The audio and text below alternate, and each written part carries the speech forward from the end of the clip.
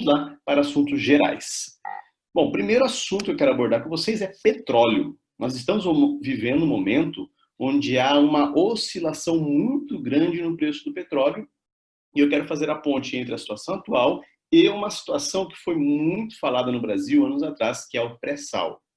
Muito bem, então, o petróleo é um produto extremamente importante para o mercado. Por quê? Ele não serve somente como combustível. O petróleo é matéria-prima de várias áreas da indústria. Por exemplo, área de tecidos, nós temos o poliéster e outros tecidos sintéticos que são feitos à base do petróleo. A indústria do plástico, a indústria têxtil, a indústria, olha só, de cosmético utiliza derivados de petróleo. Na área da construção civil, o piche, que vai para a rua, virar asfalto. Nós temos a produção até de fios para sutura de cirurgias feitas de petróleo, tá? Além do plástico que nós usamos comumente. Então, perceba que o petróleo é algo extremamente importante para todos os setores da economia. É claro que, ao longo do tempo, a ciência vem avançando, tentando substituir parte daquilo que o petróleo é essencial. Então, hoje, por exemplo, existem plásticos derivados de outros produtos, inclusive plásticos feitos com matéria orgânica, que pode ser decomposta a médio e longo prazo. Existem outros produtos que começam a substituir, até no combustível. Mas deixa eu focar no petróleo com vocês. Então, se vocês não sabiam ou se não se lembram, existe toda uma organização internacional que monitora o preço do petróleo, chamado OPEP, Organização dos Países Exportadores de Petróleo. A OPEP ela é composta por grandes países petrolíferos. A Arábia Saudita é a principal delas. E na América do Sul nós temos somente a Venezuela, que faz parte da OPEP. Na América, na verdade, somente a Venezuela faz parte. Os demais países são países do Oriente Médio. E como eles controlam o preço? Olha, lei de mercado, algo muito simples. A lei do mercado diz que se eu tenho muito produto e pouca procura por esse produto, a tendência é que o preço dele caia. E o contrário também é verdadeiro. Se eu tenho pouco produto em relação à procura dele, ele começa a faltar, se tornar escasso no mercado, sobe. Isso é aplicado no petróleo e no tomate. Vocês já perceberam que tem algumas épocas onde o tomate sobe demais? Por que isso acontece? Porque chega o período onde a safra do tomate não é tão boa, a produção diminui e a procura pelo tomate está alta. Então, se eu tenho uma produção baixa, o preço sobe. Depois volta a produção do tomate, o preço cai novamente. A mesma coisa se aplica ao petróleo. Porém, quando nós falamos de preço de petróleo, nós temos que lembrar que esses países produtores possuem uma reserva muito grande. Eles são capazes de abastecer todo o mundo na demanda atual. Então, como eles controlam o preço e por que eles controlam? Antes de falar pressão, eu preciso ter essa conversa com vocês.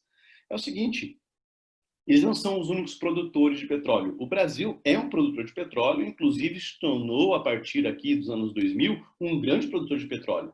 Nós temos uma empresa estatal, a Petrobras, e ela investiu ao longo prazo, né, uma soma muito grande em pesquisa de prospecção de petróleo, principalmente em águas profundas, que é o caso do pré-sal. O nosso petróleo é diferente porque ele está localizado numa bacia oceânica, uma bacia sedimentar no Oceano Atlântico, dentro do mar territorial brasileiro, e a profundidade para você pegar esse petróleo chega a 7 quilômetros. Galera, é inimaginável. Tá? O Brasil é um dos poucos países do mundo que consegue pegar petróleo tão profundo assim. Mas vamos voltar para o OPEP.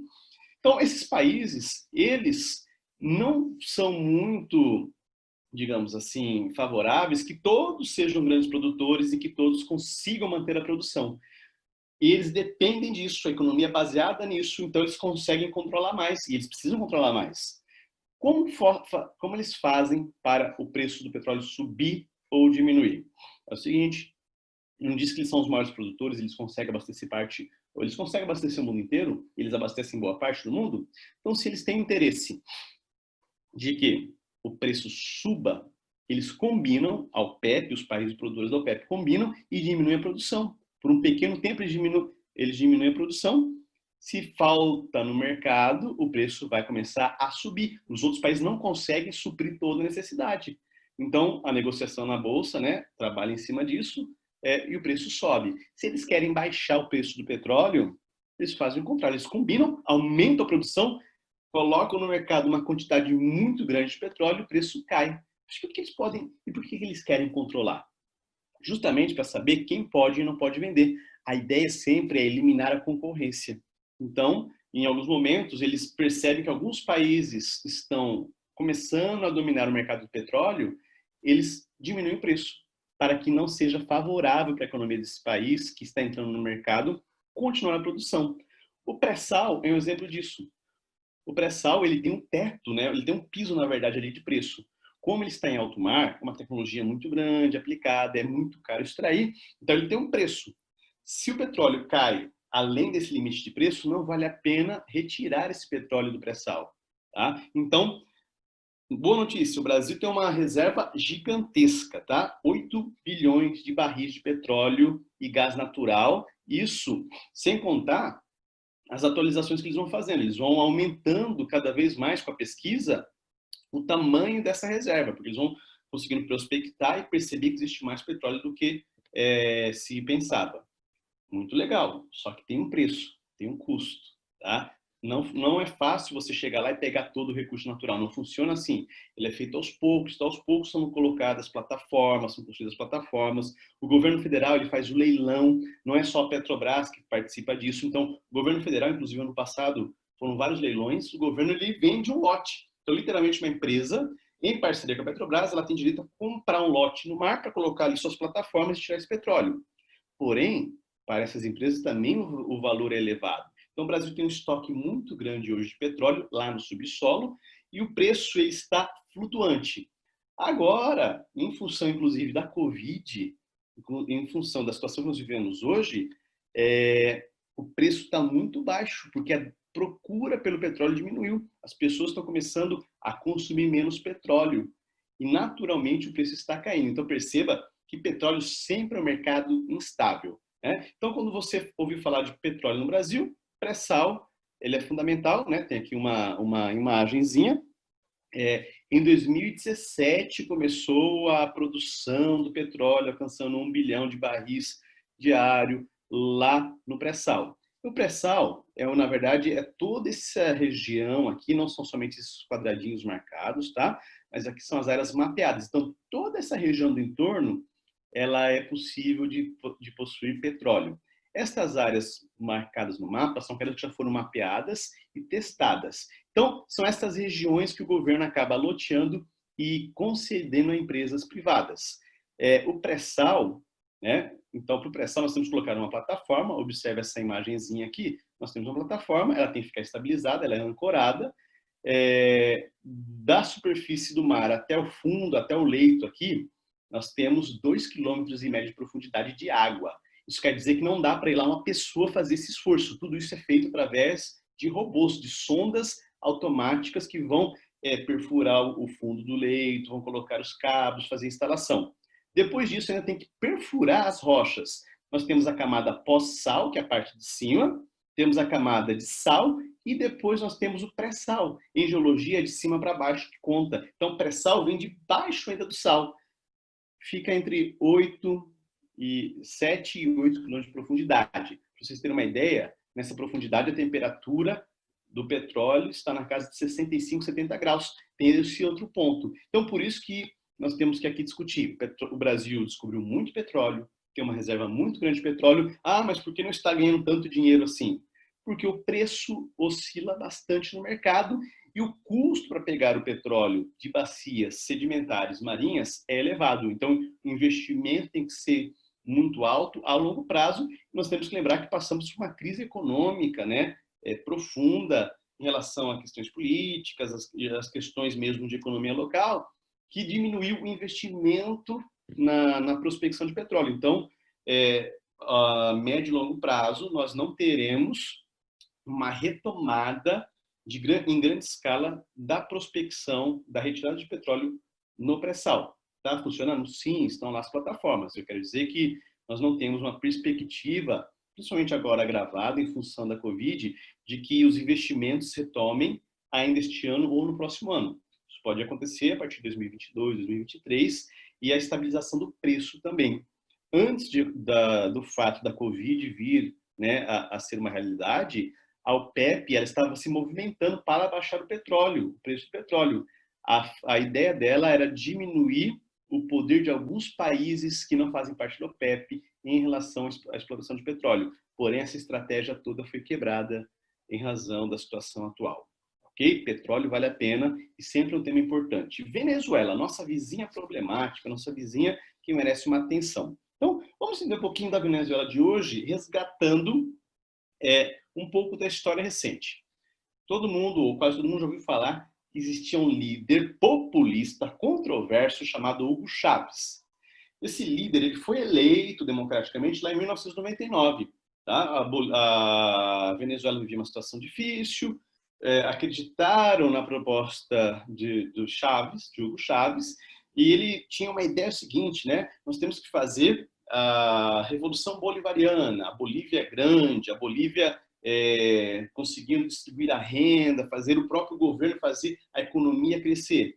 Essa política emplacou, né, ou essa propaganda política emplacou, e ele ficou no poder de 1999 até 2013, mantendo-se de forma bastante populista. O que é populista, né? Com essa propaganda de governo, utilizando a máquina pública para associar sua imagem como se fosse o salvador da pátria, políticas públicas para tentar manter a população com uma certa qualidade de vida. Olha, perceba, eles utilizam, não, o governo populista utiliza os mecanismos de governo, se endividam para manter a população numa qualidade de vida, mas não para uma qualidade de vida duradoura, não para que eles possam crescer pelas próprias expectativas, pelo próprio esforço, mas para manter refém das políticas públicas.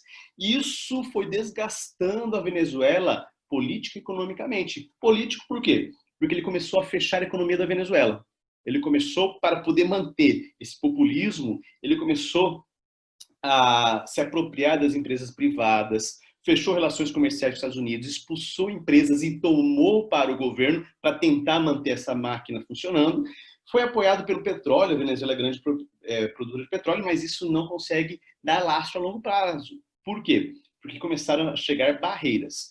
Acontece que, aos 58 anos, em 2013, Hugo Chávez morre de câncer e assume no lugar dele o vice. Tá? Então, quais são as principais críticas ao governo Chávez e que levou ao governo atual? Né? Então, primeiro, a questão econômica, deteriorou totalmente o quadro econômico da Venezuela, gastou, né, todo o seu estoque do petrodólar, que seria a reserva que já tinha de dólar, em função da venda de petróleo, para tentar manter essa política populista.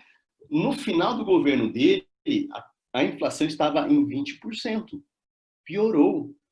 A Venezuela, nos últimos anos, teve a maior inflação de todos os países.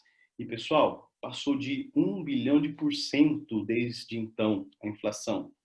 Isso quer dizer que um produto que valia um peso, né, $1, qualquer que seja a moeda, depois desse período de inflação, custou 1 bilhão. Nossa, mas como vai pagar 1 bilhão? É claro que o salário também vai sendo trabalhado assim e o dinheiro deles perderam totalmente o valor. Por que isso? Porque fecharam a economia. Teve uma crise financeira porque o próprio governo fechou a economia dele para o mundo globalizado. Então não havia mais troca de mercadorias. E as indústrias, né, que ficaram dentro do país, com a autorização do governo, perderam interesse. Afinal de contas, não tinha mais como produzir dentro da Venezuela, vender para o mercado e exportar para outros países. Não tinha mais essa abertura econômica.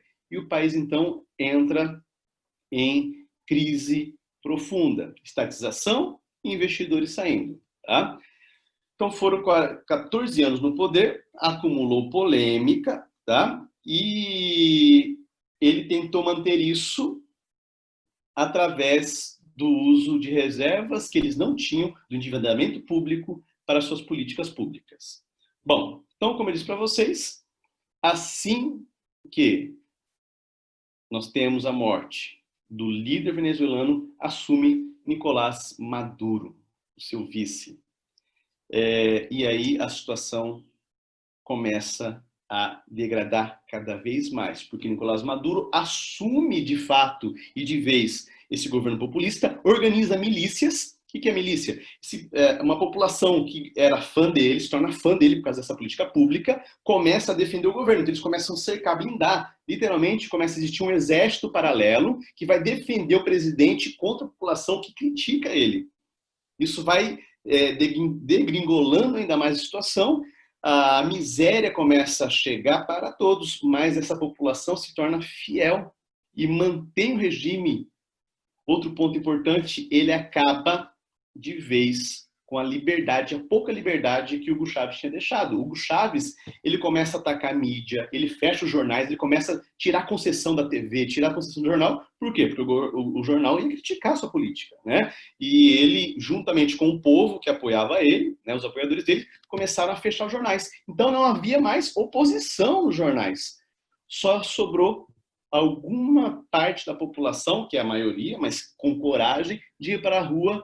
E agora começa a utilizar a própria força. O exército começa a intervir e siliciar o povo na rua. Começa a utilizar força, tanto o exército quanto o para-exército, que seria essa milícia que estava em torno, né, da figura mítica do líder Nicolás Maduro, começa a defender esse governo. Chegam as eleições e, para manter as aparências, eles forjam as eleições. A própria Organização dos Estados Americanos, que é uma organização que fiscaliza, né, vários aspectos dentro da América, disse que a eleição foi fraudada. Os países vizinhos não reconhecem. E mesmo assim, Nicolás Maduro assume poder e tenta fechar o Congresso. Ele começa a dizer que o Congresso, né, e que a justiça é contra ele, contra o povo, e começa a tentar fechar. E hoje nós temos a Venezuela totalmente fechada numa ditadura.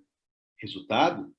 A Venezuela foi expulsa do Mercosul, foi fechado todo o caminho que ela tinha construído para o Mercosul, e ela também tem várias barreiras comerciais. Brasil, Argentina, México e Estados Unidos são alguns desses países que fecham o mercado, pouco mercado que ela tinha. Isso coloca ainda mais a Venezuela num período de depressão econômica profunda. Hoje, a população venezuelana sofre com falta de alimentos básicos. E eu não estou falando só de falta de dinheiro para comprar, que também é um problema grave, mas os mercados estão desabastecidos, as indústrias fecharam. Em função de toda essa política de tentar fechar o país para o mundo, as indústrias começaram a fechar, não tinha mais como produzir. O Estado não consegue manter isso. E hoje os próprios mercados eles estão escassos, produtos de necessidades básicas, remédio. Só existe uma entrada de remédio em função de questão humanitária, né? Uma questão, a população não pode sofrer totalmente em função do seu governante. Então a Venezuela tem essa questão gravíssima e o povo venezuelano começa a migrar para os países vizinhos. Daqui a pouco eu falo para vocês sobre migração.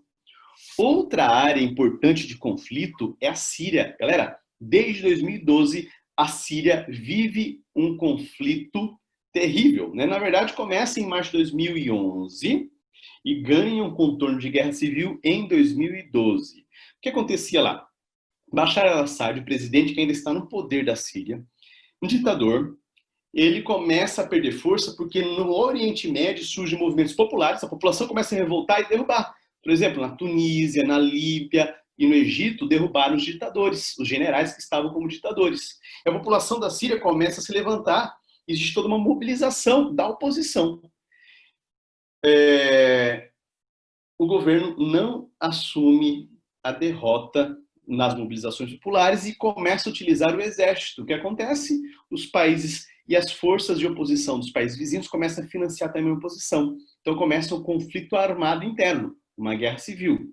Como se não bastasse, organizações terroristas também começam a reivindicar o território. O Estado Islâmico, por exemplo, foi um dos grupos terroristas que tentou também entrar nessa luta para pegar o território. Então, observem só, principalmente a partir de 2014, são 3 lados da guerra.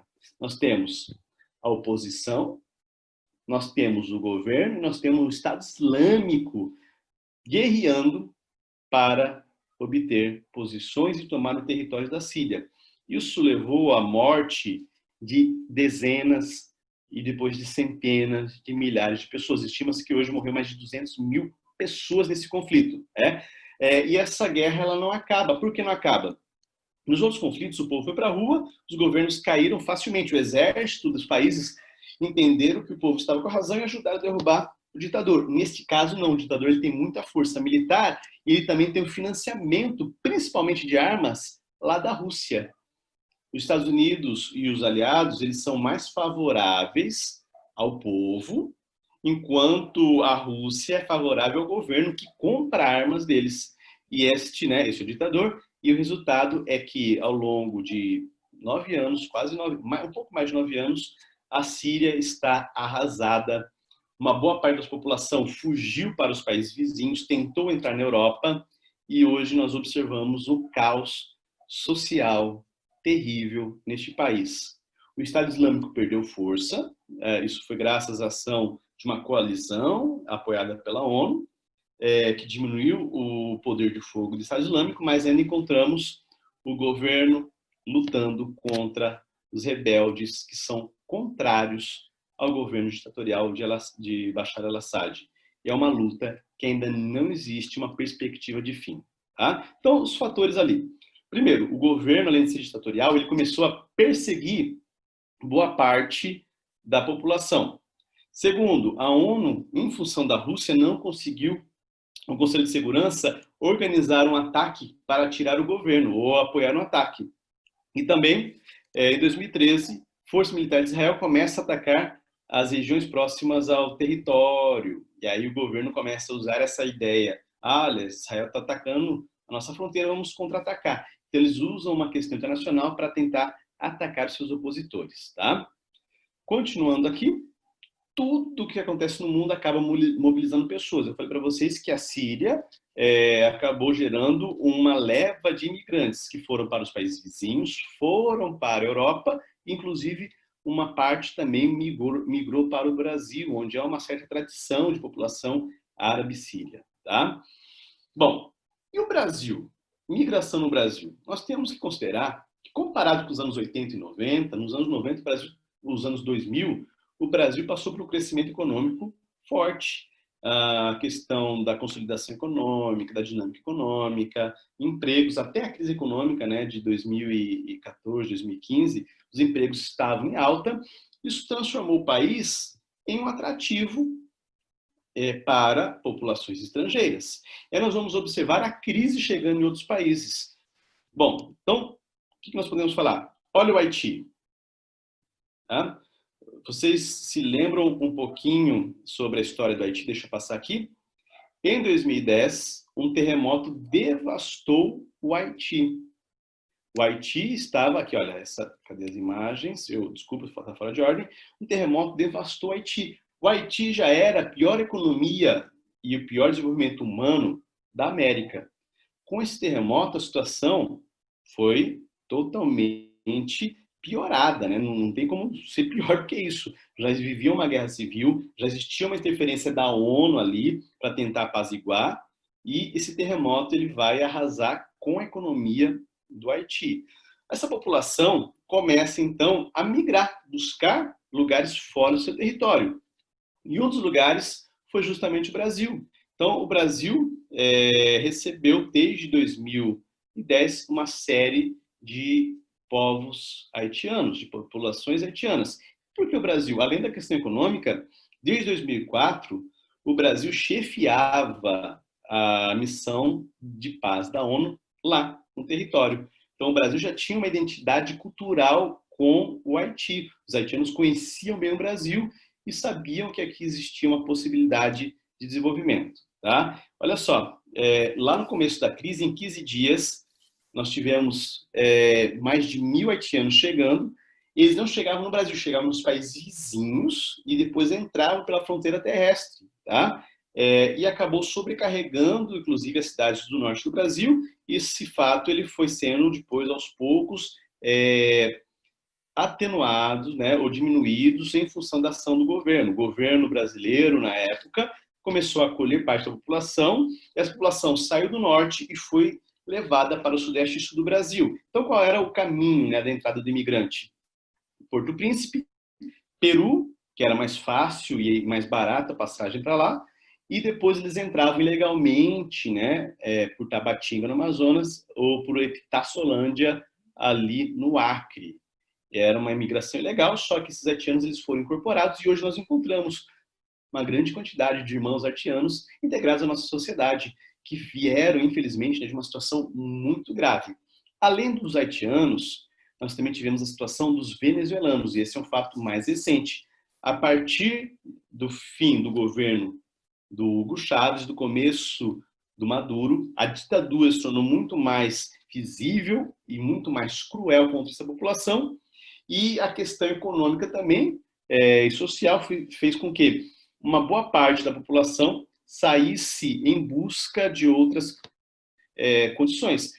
Foram para o Peru e para o Brasil. Então, o Brasil também recebeu uma leva de centenas, milhares e dezenas de milhares de pessoas que saíram e fugiram lá do regime ditatorial de Nicolás Maduro, uma situação terrível, e elas foram incorporadas à população brasileira, foram acolhidas como refugiados, né? Refugiado é o status que se dá à população que vem para um país estrangeiro não por uma opção, mas pela falta dela, por uma questão humanitária. Pode ser por guerra, pode ser por fome, miséria, perseguição política. E tanto o povo haitiano quanto o povo venezuelano ganha esse status quando chega no Brasil, visto que a situação nos países de origens são degradantes. Isso, então, né, o Brasil assume um papel bem interessante, essa população se incorpora à nossa. Hoje, por exemplo, aqui na nossa região de Maringá, tem uma grande quantidade, além de haitianos, né, inclusive a Igreja Adventista em Maringá existe uma para haitianos, que eu acho muito legal a comunidade, que, se não me engano, o pastor Gilson ajuda. Nós também temos uma comunidade de pessoas que vieram da Venezuela. O próprio governo federal, ano passado, através de uma parceria com a Confederação Nacional de Transporte, habilitou homens venezuelanos que eram motoristas de caminhão lá para trabalharem aqui na nossa região, e as famílias vieram juntas, tá? Então, é uma situação de questão humanitária, é uma acolhida por uma questão humanitária, tá? E o último assunto nosso, hoje perceba que são temas bem variados, drogas. A droga sempre foi um problema na sociedade. Se você não sabe, até o século XIX, o uso de cocaína e outras drogas eram liberadas no mundo. Tá? Por quê? Primeiro que não conhecia os efeitos negativos devastadores. Observava-se que as pessoas morriam, porém, né, não havia todo esse controle social. A partir do final do século XIX, começo do século XX, as drogas começam a se tornar ilícitas no mundo ocidental, e isso tem uma razão muito simples. O vício acaba gerando impactos na psique e na forma de agir do indivíduo. A pessoa perde a razão, a pessoa se torna totalmente dependente de uma substância para conseguir ter uma perspectiva de vida, e tem uma droga que chegou no Brasil há algumas décadas, mas ganhou, infelizmente, as ruas das grandes cidades, que é o crack. Toda droga é péssima, é ruim, não deve ser nunca incentivada, mas o crack é uma das piores, porque ela é muito potente, ela tem um poder muito mais viciante, um potencial muito mais viciante, por exemplo, que a cocaína. E, além disso, ela é mais suja do que as outras drogas. O que isso quer dizer? Ela, na verdade, é feita a partir do refúgio de outras drogas, como a cocaína misturada com produtos químicos. Então, a droga em si já causa estragos. Para produzir essa droga, que é relativamente barata, se comparado com as outras, eles misturam produtos químicos pesados. E o seu usuário, ele vai ter um efeito rápido, ele vai ter um efeito devastador, vai se tornar altamente dependente e vai ter uma vida curta, vai ter uma vida abreviada, porque os estragos na saúde, toda droga causa, mas do crack é muito maior. Olha só, né? Essa aqui é pedra de crack, esse aqui é um exemplo.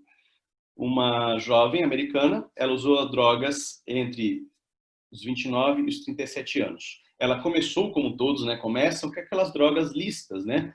O tabaco, a bebida alcoólica, depois foi entrando nas drogas mais pesadas. Toda droga é ruim, é pesada, mas ela vai causando mais impacto.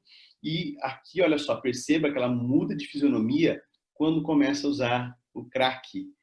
A própria estrutura fisionômica, a própria estrutura metabólica da pessoa. O crack, ele causa, né, ele tem uns dispositivos, uns gatilhos ali no cérebro, que a pessoa não consegue pensar em outra coisa que não seja utilizar a droga. Então, quando ela não está drogada, ela está pensando em usar a droga, isso acaba levando ela a entrar em desespero.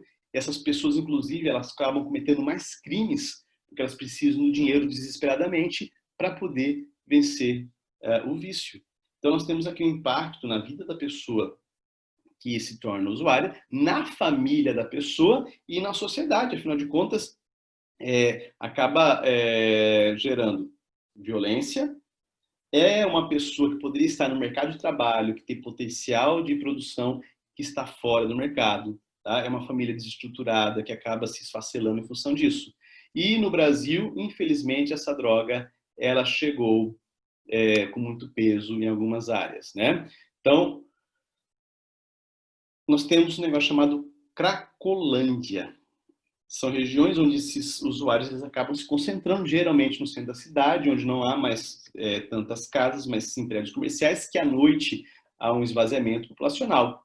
E a maior parte das Cracolândias estão localizadas na região sudeste. Quase metade de todas as Cracolândias estão localizadas na região sudeste. E São Paulo, né, tem inclusive ali a chamada Cracolândia, no centro da cidade, uma área onde as pessoas parecem ali, né, que elas estão sempre fora da consciência, né, viciadas e acabam cometendo crimes, que é a Cracolândia no centro da cidade. Além disso, também nós temos na região nordeste, na região norte, centro-oeste e no sul, é um pouco menos, mas existe, infelizmente, é um problema grave de saúde pública, né? O governo brasileiro trata toda droga, né, como uma doença, mas o crack é uma epidemia, porque ele vicia muito rápido e acaba levando uma legião de pessoas para o mundo do vício, infelizmente tirando a vida de jovens, né, de pessoas que poderiam